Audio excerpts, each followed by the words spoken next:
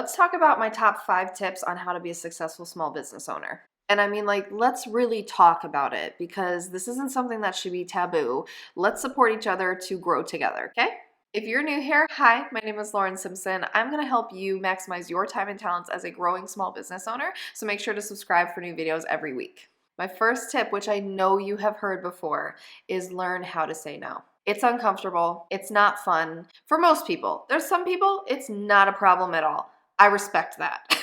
For a lot of us, this is a learned skill because it's uncomfortable, which has a lot to do with our childhood, but that's besides the point. Learning how to say no is vital to growing your business for a few reasons. 1, you need to learn how to say no to things that will not actually grow your business in the long run. So yes, it's fun to get together with friends and colleagues, but are you actually helping each other grow?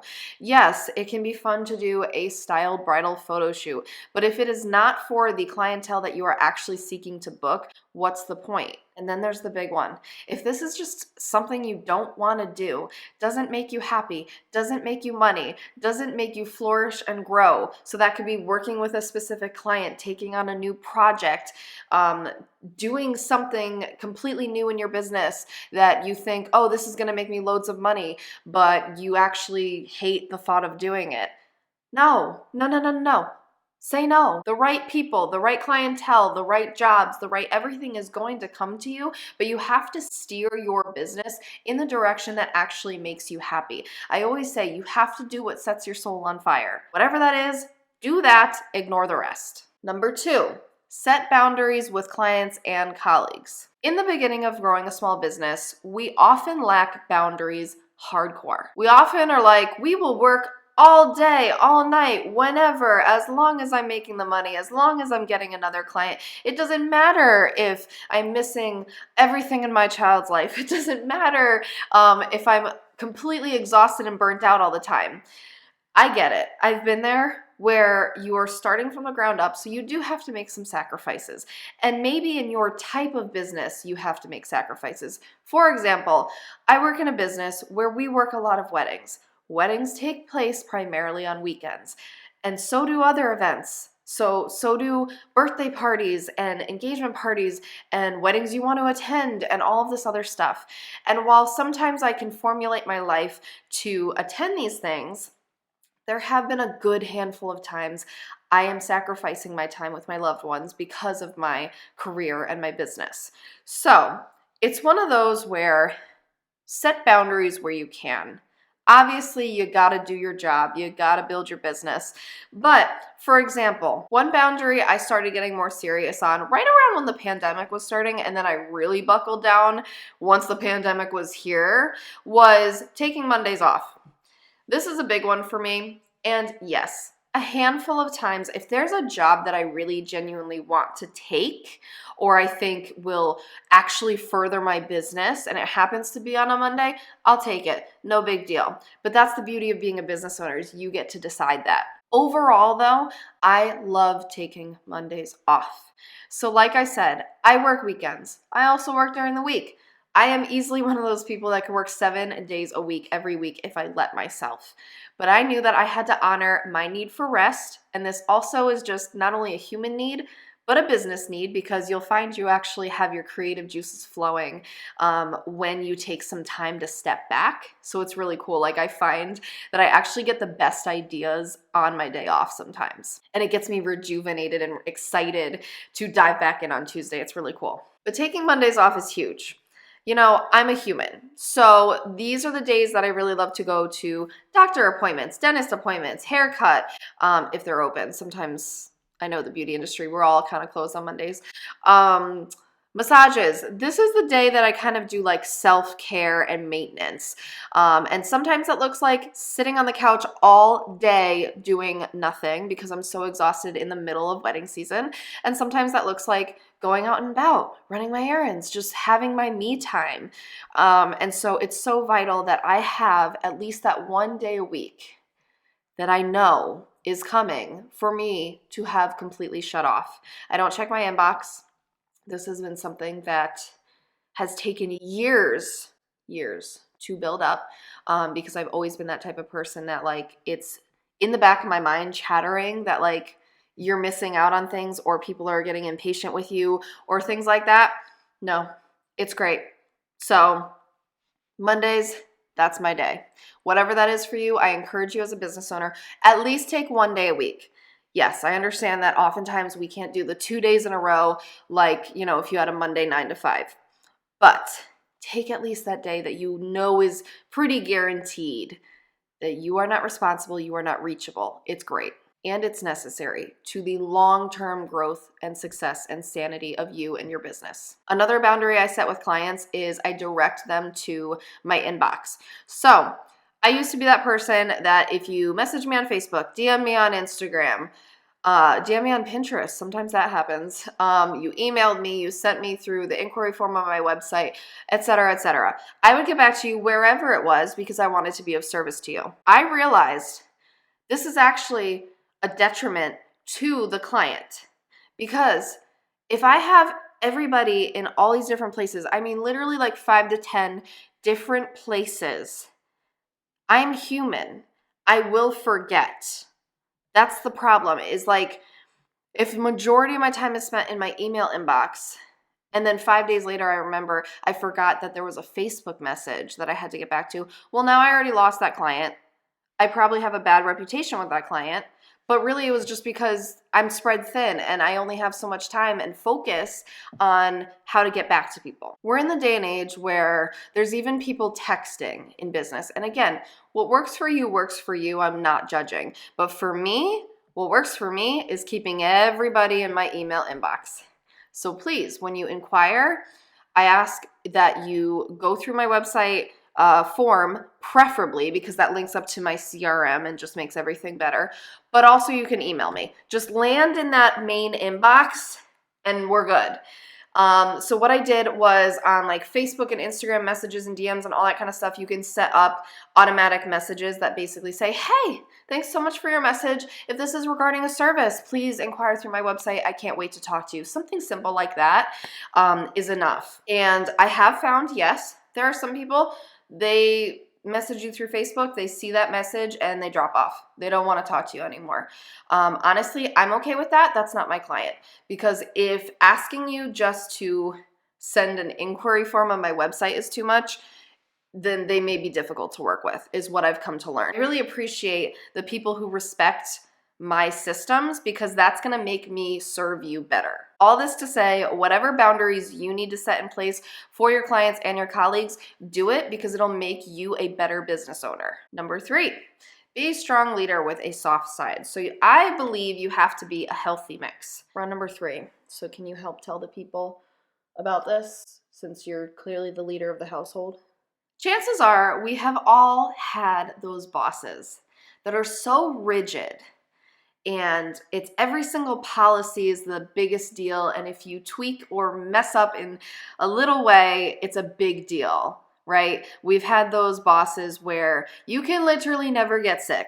If you do, that's not okay. You're getting written up because apparently we're not human. Things like that. We've all had the bosses who should not be bosses. Let's be real.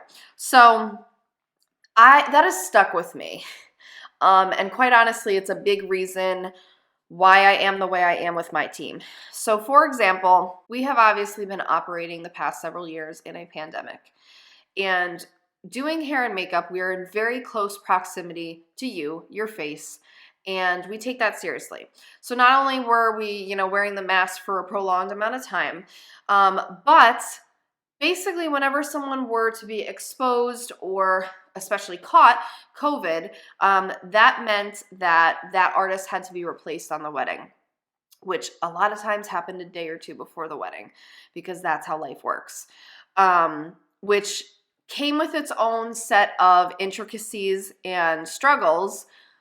But as the business owner, I was able to take that over because not only is it my responsibility to make sure that that wedding is carried out successfully, but also healthily for the team members. I had to be an advocate for team members who fell ill.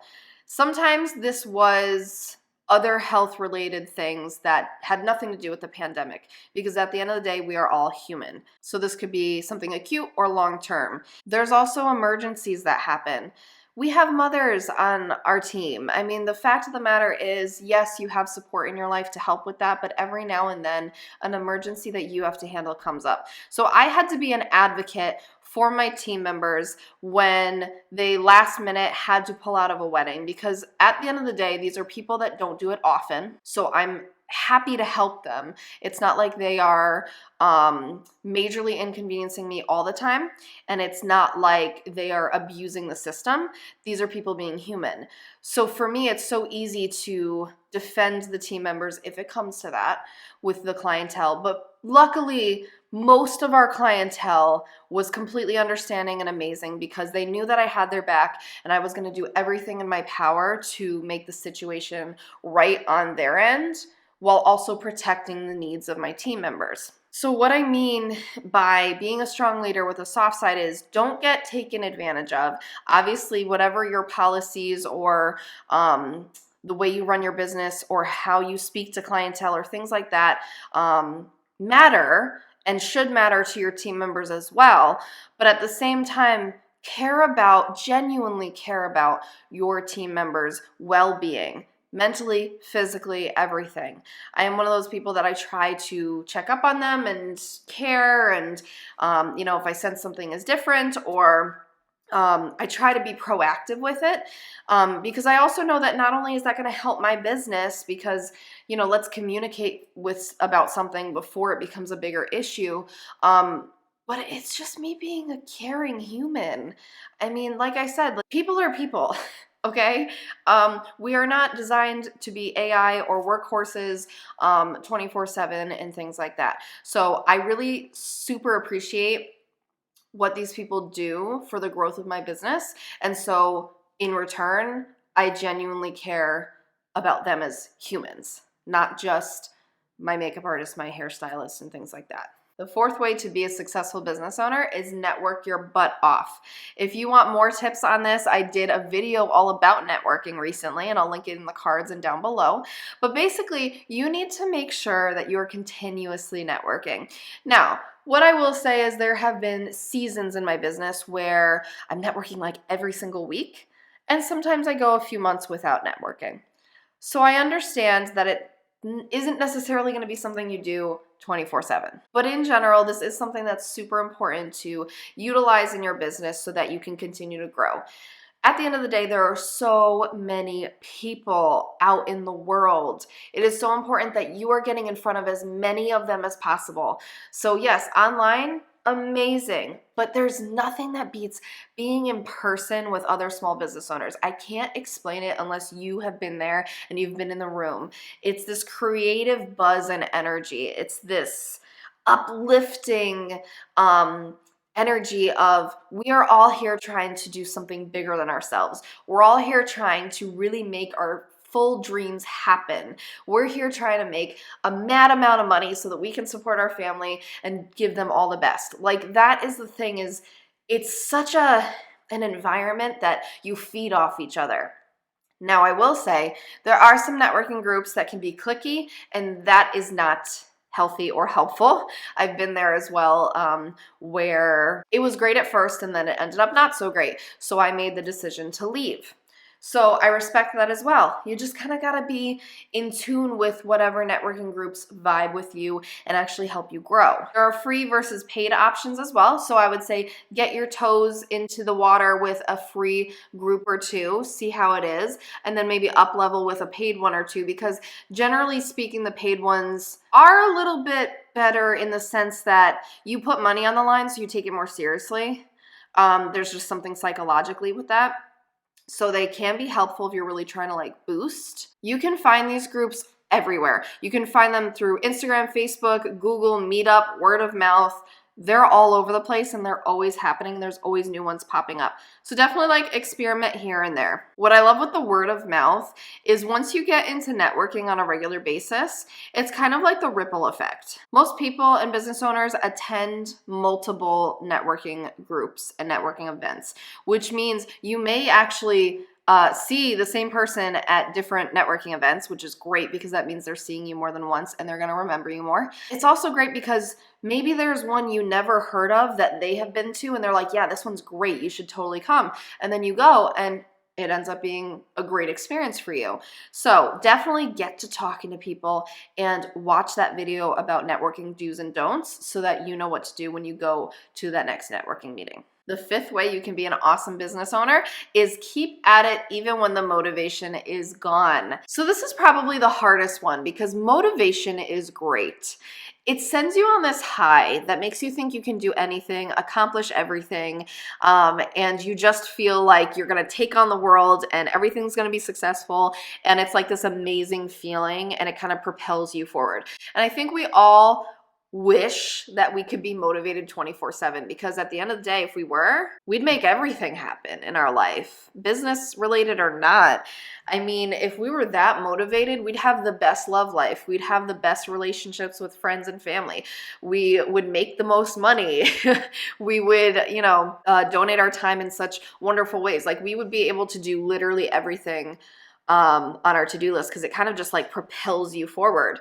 But at the end of the day, motivation is fleeting. It is extremely fleeting. If you are a new business owner, you're probably so excited right now, and I remember that feeling well.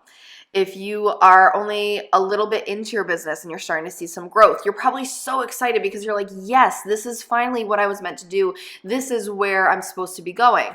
Amazing. I remember that feeling well. But once you get into that steady growth, where now you start to experience problems in your business. Now you have to tackle difficult, uncomfortable situations and conversations with either clients, colleagues, team members, whatever. Once you realize that you have to get up at 3 in the morning more than you thought you would, things like that start to kind of make that motivation dwindle. Additionally, sometimes, hey, we're human. Sometimes you just don't want to work today. Sometimes you just would rather be sitting on the couch watching Netflix and doing whatever. And while those moments are important too, because again, like I said, with boundaries, it's so important to rest your mind and your body so that you can be the best business owner. At the same time, lack of motivation can make it a little too frequent and it could stall your business and your growth. Just keep at it when the motivation's gone. Easier said than done, but a couple things I've found that have helped me is if I make to-do lists, I'm a to-do list person, okay? I still love planners and calendars and things like that, but I love a good to-do list, just mapping it all out, especially by day. So if I do it at the beginning of my week, like on a Sunday or a Monday, and I want to put like, okay, how's Tuesday looking? Wednesday, Thursday, that day's kind of light. What can I accomplish there? That one's kind of a busy day. Maybe I only want to do one extra thing. Things like that really helps propel me forward through the lack of motivation because it keeps you on a steady track, even when it's difficult, because you're looking at this list and you're like, I don't feel like it right now, but I know if I do this, I'm going to thank myself 6 months and a year from now because it's going to actually pay off. That kind of stuff is massively important. Also keep in mind, instant gratification is not always a thing in business. So you may have to put in a lot of work up front to not really reap the benefits, sometimes for several years. You'll look back and you'll thank yourself for putting in all that work even when you didn't feel like it.